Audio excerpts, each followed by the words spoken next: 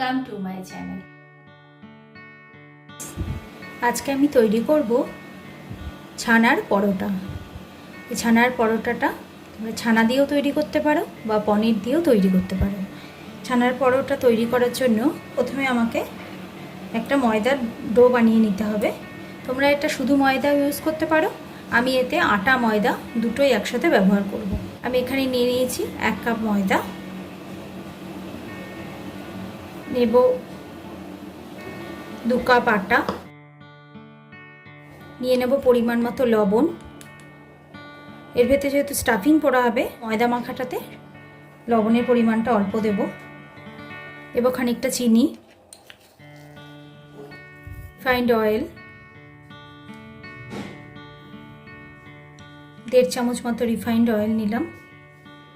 এবার এই সমস্ত উপকরণগুলোকে আমি ভালো করে মিশিয়ে নেব।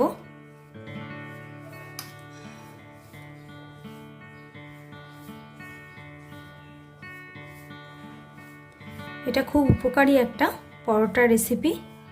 অনেক সময় ছোট বাচ্চারা বাড়িতে ছানা পনির এগুলো খেতে চায় না, এভাবে তাদের পরোটা খাওয়ালে খুবই হেলদি। এতে আমি ময়দাটা মাখার জন্য জল ইউজ করব না, ছানাটা তৈরি করেছি সেই ছানার জলটা আমি এই ময়দাটা মাখাতে ব্যবহার করব। আর জল ভীষণ উপকারী, এই জলটা ফেলে না দিয়ে রান্নাতে ব্যবহার করে নেওয়া খুব ভালো। এই জলটা দিয়ে আমি ময়দাটা মাখবো, এতে ময়দাটা সফটও হবে আর খেতেও টেস্টি লাগবে এবং ভীষণ হেলদিও হবে। আর তোমরা সবাই জানো যে ছানাতে প্রচুর পরিমাণে ক্যালসিয়াম থাকে, ক্যালসিয়ামটাও পাওয়া যাবে এই পরোটাটা খেলে।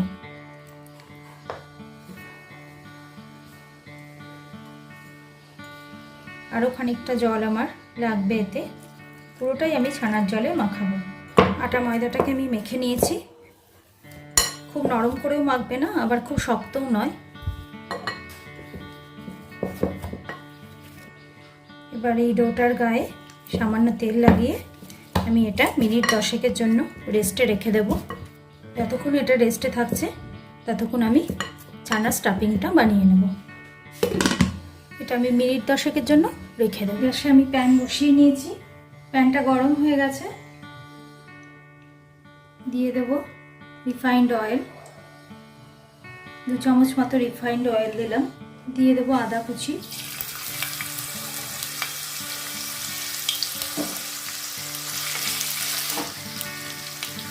কাঁচা লঙ্কা কুচি,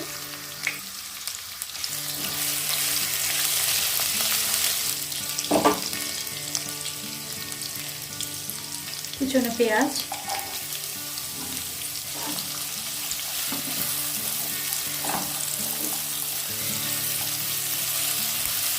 পেঁয়াজটা সামান্য ভেজে নেব,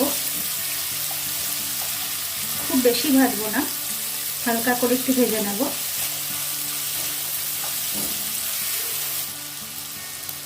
দিয়ে দেবো ছোট ছোট করে কুচিয়ে রাখা ক্যাপসিকাম,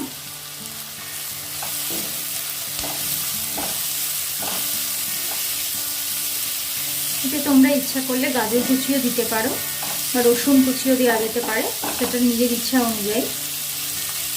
এবার ছানাটা দিয়ে দেবো, এখানে 1 কাপ মতো ছানা দিচ্ছি।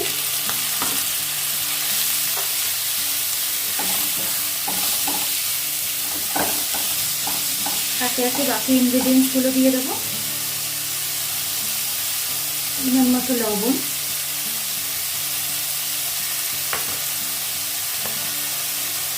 চিনি,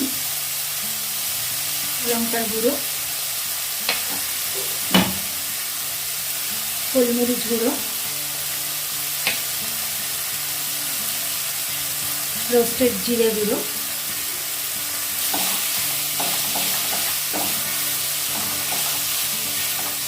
ছানাটাকে বেশ টেস্টি করে তৈরি করে দিতে হবে।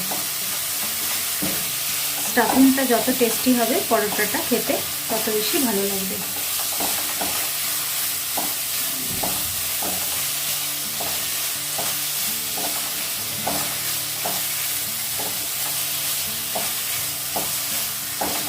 সামান্য একটু টমেটো কেচাপ,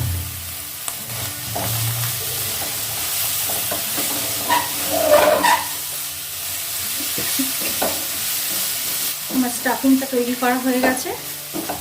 এবার এটা প্যান থেকে ঢেলে নিয়ে ঠান্ডা করে নেব। স্টাফিংটা ঢেলে নিয়েছি, এবার এটা একটু ঠান্ডা হলে ময়দার গুলির ভেতর পুড়ে নেব। ময়দাটা 10 মিনিট রেস্টে রাখা হয়ে গেছে।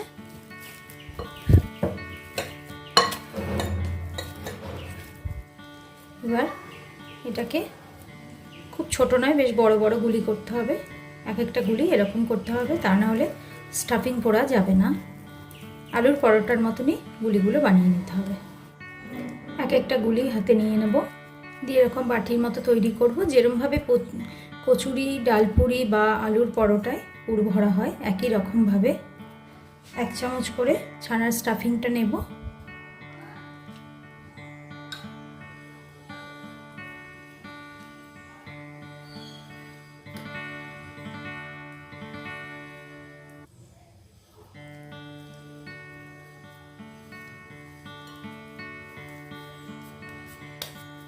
এরকমভাবে পুরগুলো ভরে নেব।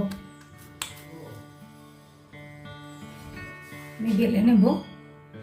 একটু সামান্য শুকনো আটা দিয়ে এটা বেলতে হবে। খুব সাবধানে বেলতে হবে, যেহেতু এর ভেতরে স্টাফিং পোড়া আছে। হাত দিয়ে প্রথমে খানিকটা চেপে নেবে। এবার হালকা হাতে আস্তে আস্তে এটা বেলতে হবে।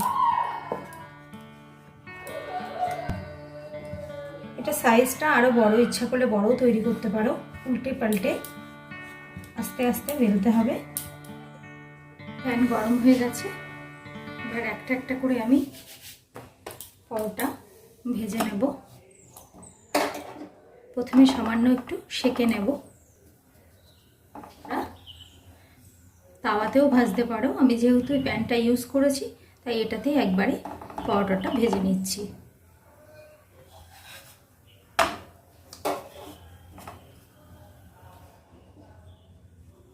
এবার একটু রিফাইন্ড অয়েল দিয়ে দেবো।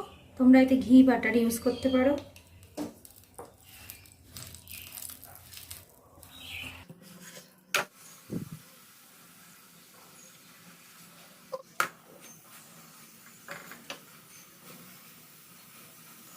এপাশ ওপাশ করে ভেজে নেব।